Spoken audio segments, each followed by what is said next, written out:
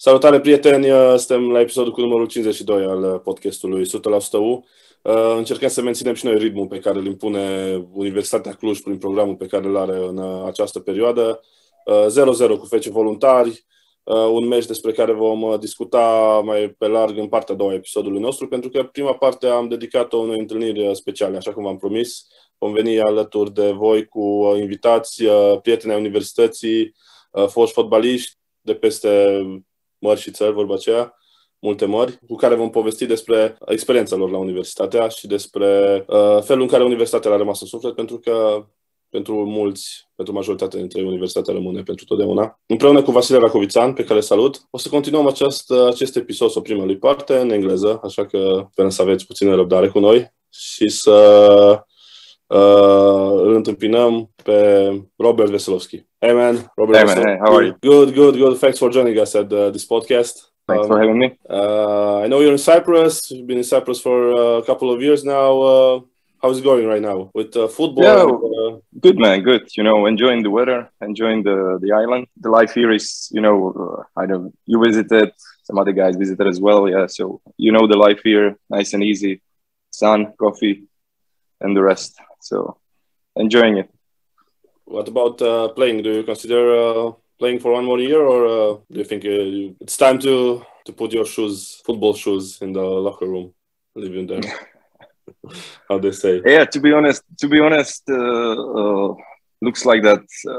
That's it for me. It's like the end. So I'm in the transition period to switch to that normal life. Let's say, not being a professional football player anymore, and being a person who just finds a work maybe one day, that job from 9 to 5, you know, as we say. So it's been a transition period for me right now, and trying to figure it out, what to do, where to move, what's the next step. So that's what's going on right now. It's been a long career for you. You played in many parts of Europe. Played of course, in Slovakia. Played in the northern part in Scandinavia. Played in Denmark. Played in Norway. And afterwards, you played in Romania, in Transylvania, in Cluj. How was that? Do you remember when you got the offer to play for Universitatea? Yeah, I remember that. It was somewhere in July or August. I don't remember exactly. I came to Cluj and I played one friendly somewhere outside of Cluj with, I think it was a third division team. And right away after, the next day, yeah, we signed a contract and I was the part of U. And I consider that as probably the best 2 years of my life, professionally and in personal life as well, because during that period my daughter was born. So I really enjoyed that. And there were people that they were part of your life even till now, as it was you, or as it was Chuka, or some other people in the club, which I'm still in touch with. So that part of my life I consider as one of the best part of my life. Yeah, one of the best part of my life. Those 2 years.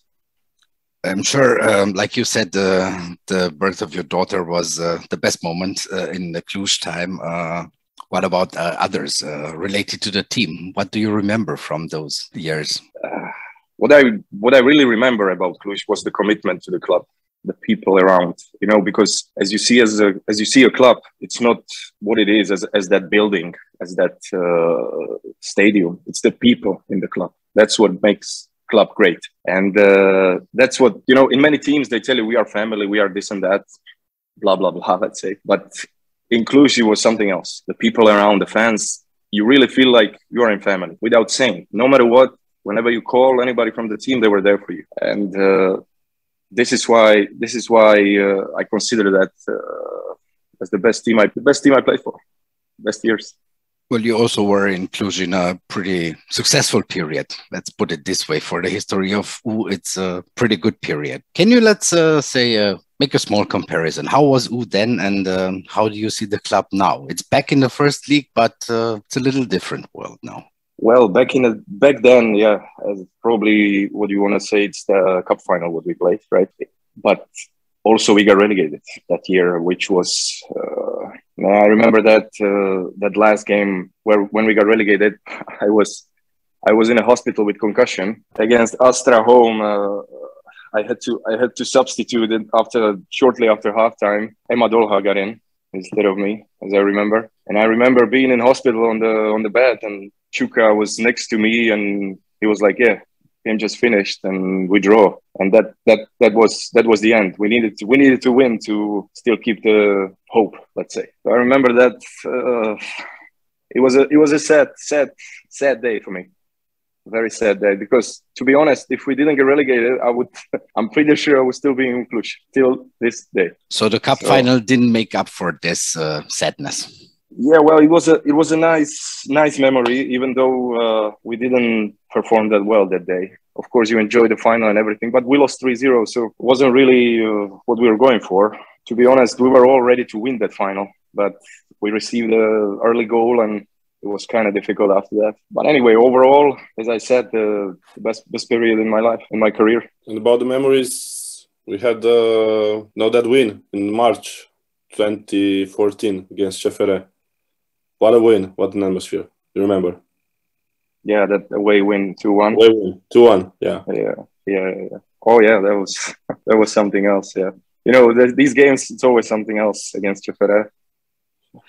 It's a big derby, so I really enjoyed it. It was amazing. Even was it semi-final against CFR? Yeah, of course. That was my other memory, you know. That was your another memory, okay. Yeah, those games, you know, that's something what stays with you till the end. That feeling, that those butterflies in your stomach, let's say. You will remember that feeling forever. And even the better part was the celebration after. Yeah. That's what you remember. Not really, but part of it, yeah. Yeah. Okay. Yeah, but, I don't know what you are doing, but well, you know, there's a saying. So I remember. You know, there's a saying about the wins about CFR that we are still drinking. Yeah. Years after. So not many people remember what happened there. Doesn't matter.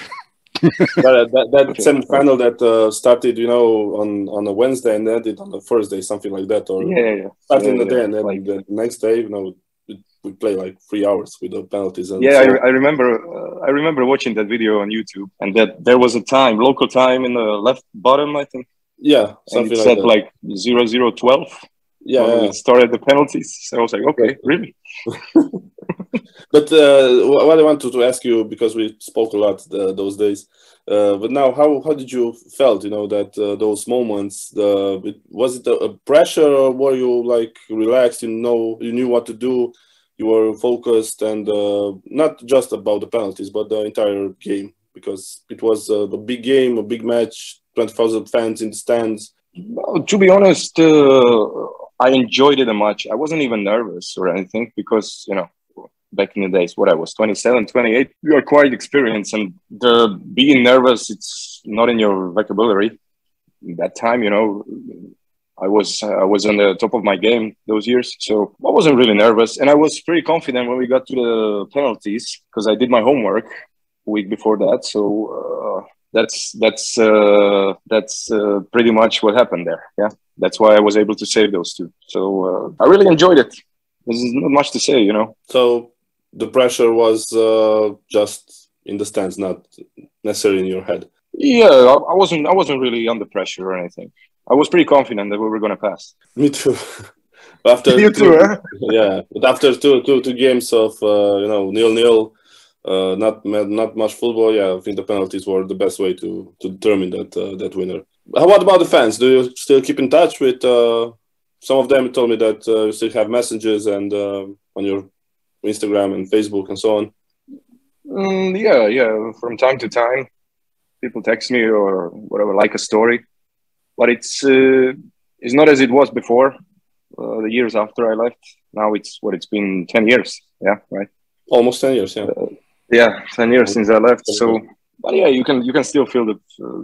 Definitely, they remember me. Yeah, but just because it's been so long, you know, you lose the touch. That's what it is. The most people that I'm in touch with is Şutea and you. Did you get any messages lately to come back? Because there's a lot of talks about Ucluj not having a proper goalkeeper. There was a fan in the summer who texted me, but that was it, to be honest. Are you considering to coming back and blah, blah, blah? I said, yeah, why not? You know, why not? But that was it. Do you still follow the team, the results and so on? You told me that you're reading the I saw the results. I saw the first two games that you guys draw against Steaua, right? The first game. I even saw the highlights. Lately, I know the last game, it was another draw, 0-0, right? Yeah, Voluntary. You worked with the new coach of Ucluj, with Eugen Goia. I believe you worked at Nea Salamina, right? The first team you in Cyprus. In my first year in Nea Salamina, that was my coach. Like here, how was him? How was the atmosphere at the team with him and the vibe? Yeah, just experienced coach. Experienced coach. He knows what he's doing. Very relaxed. Wasn't any. I didn't have any problem with him. As a goalkeeper, you don't get in touch with the head coach so much, but I didn't have any trouble with him. Nice and easy guy. He was a bit unlucky because first 3 games we had a tough schedule. So he left after 4, I think. Yeah, he left after 4 games. But to be honest, I didn't have any trouble with him. I think he will help Ucluj. He will do it with his heart, and I think it will change maybe something. Sometimes it's enough to change just the face in front of the players, and from all of a sudden, team starts to win. So we'll see. Hopefully, it's the good choice for Ucluj. And the team will achieve the goals this season. You also came here in a very difficult time. I think the team had only 1 or 2 points at the moment you came here. Correct me if I'm wrong. Something like that. Yeah, something like that. After 2 or 3 rounds, there was a change of staff. Gania left, and you had a coach for a couple of rounds, I think, and then Teja came and started winning. What was the main change that happened there between you and the players and between the new coaches? You started winning after that. So do you think that the new coach like Teja brought something very new, or just you needed this change, like the new face in front of you, like you said? As I said, of course, the change of a coach, sometimes that's all what the team needs. And with Mihai Teja, basically, why we started to win, I would say he put us together. Maybe we wasn't the best team with the best players, but we were very close. And the chemistry around, maybe he created, maybe we created, the place created. I'm not sure. I don't remember exactly what happened, but it worked. And from all of a sudden, we started to win. And of course, many games we kept 0, which is very important. And Valentin Lemnaru, he was scoring goals. So many games we won 1-0, as I remember. So that was enough. And the tactical part, which he brought in the team, changed as well. He tried to, as I remember, he changed the system, which took us a while, but we understood. And after it was, I don't know, once you start winning 1 game, 2 games, you get in there, and the confidence. Yeah, confidence helps you. Confidence. From all of a sudden, you feel confident and you start winning and you keep going, So basically, that's what the fans of Ucluj have to expect now. There's going to be a small transition period, let's say, until the new coach and the team gets acquainted, and then things start working. Because, of course, everybody expects results immediately. That's not going to be possible. What do you it's not going to happen in a week, of course. It's not going to happen in a week or 2. That's transition period, as you said. And hopefully, as I said, hopefully they will make it.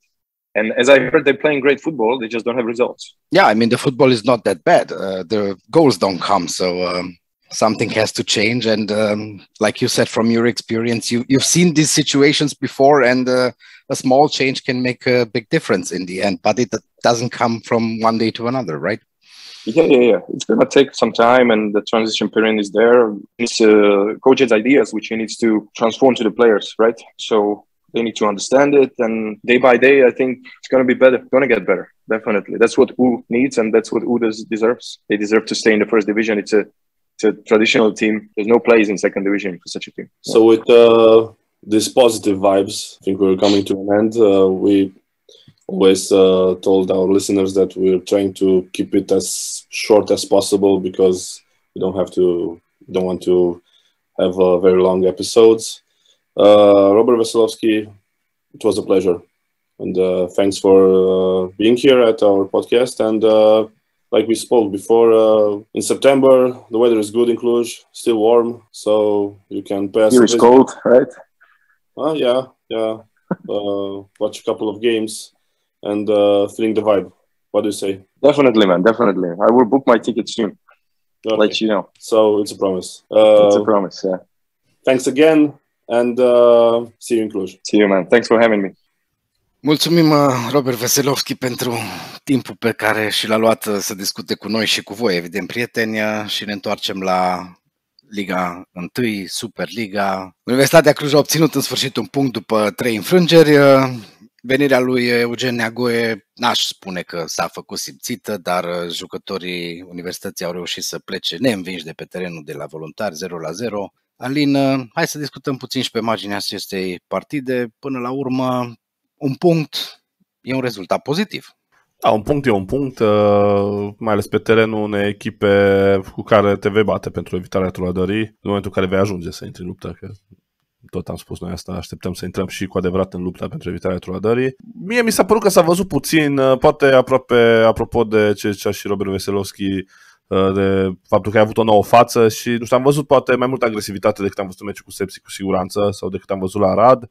Am văzut mai multe recuperări la mijlocul terenului, am văzut aceleași dibăcii când vine vorba de finalizare. Eli are nevoie cam de 2-3 minute ca să îmblânzească o minge. Mi se pare incredibil la nivelul acesta. Au fost foarte multe momente în care Universitatea putea trage la poartă, putea pune în pericol și am avut din nou 2-3 șuturi pe poartă. Așa că cred că aici trebuie lucrat foarte mult. Ori, nu știu, să-i faci pe jucătorii aceștia să fie mai încrezători și să-și atace poarta și să încerce execuții în momentele în care pot să fie în poziție de gol, sau să aduci pe alții care pot să facă lucrul ăsta. E exact lucrul pe care l-am observat și eu. Prima repriză, parcă echipa a încercat să intre cu mingea în poartă. Ori asta face de câteva meciuri bune. E stilul ăsta inventat, să zicem, de Barcelona acum câțiva ani, pe care toată lumea l-a copiat, ideea asta de a merge cu mingea până în linia de 6 metri și eventual și mai departe dacă se poate. Eu sunt fanul fotbalului în care mai văd și un șut de la 25 de metri, mai văd și un jucător care face un dribbling 2 și mai trage la poartă. Nu știu, Robin e unul din jucătorii mei preferați.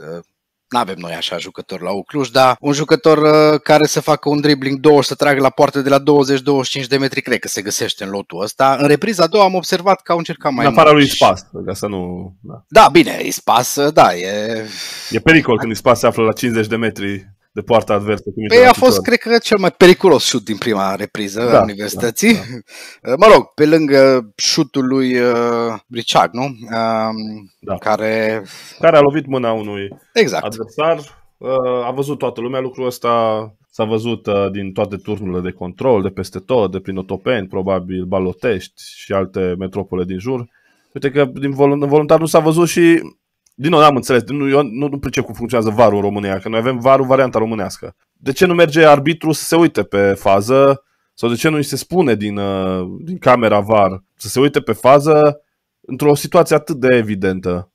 Condițiile în care la atacul acela lui Romario s-a întâmplat lucrul ăsta și până la urmă nu s-a dat cartonaș roșu, deși era o reluare în care ar fi arătat că ar fi meritat cartonaș roșu.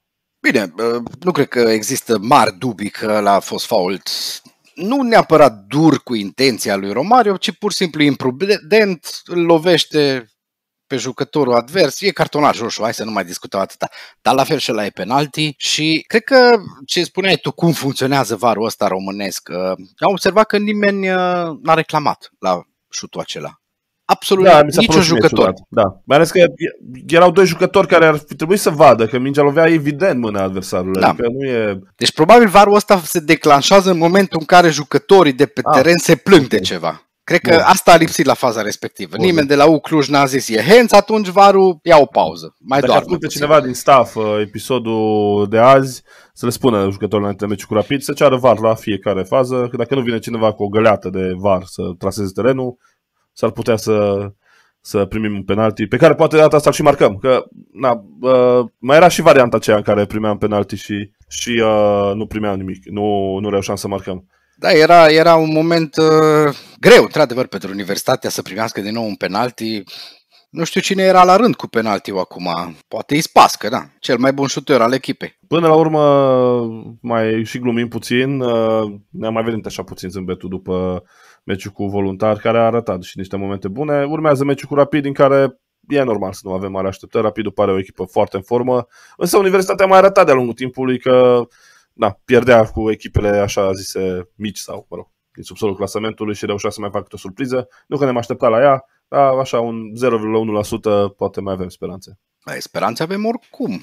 Până la urmă Rapidul, da, are o echipă bună, e pe val, are stadion nou, are suporteri alături, meciul nu va fi ușor, va fi o atmosferă foarte plăcută pentru un fotbalist, cum spunea și Robert Veselovsky înainte, să joci într-o asemenea atmosferă chiar și în deplasare. E plăcut, să sperăm că jucătorii Universității vor înțelege importanța meciului și nu mă aștept, sincer, să facă minuni. Dar nu ne-am așteptat nici înaintea meciului cu FCSB și după 90 de minute am tras cu toții concluzia că a fost cel mai bun meci al Universității în ultimii ani. Ei, poate marți seara să avem încă un meci cel mai bun din ultimii ani. De ce nu? Să sperăm. Atunci rămânem într-o notă pozitivă, la fel ca și cam de fiecare dată când ne întâlnim. Să sperăm că o să ne auzim după meciul cu Rapid sau după meciul cu Craiova, vedem, cu mai multe puncte în dreptul Universității și să sperăm că v-a plăcut cât ne-a făcut și nouă plăcere să înregistrăm acest episod. Până la următoarea întâlnire să ne meargă tuturor cât mai bine și să adunăm și mai multe puncte și haideu! Haideu!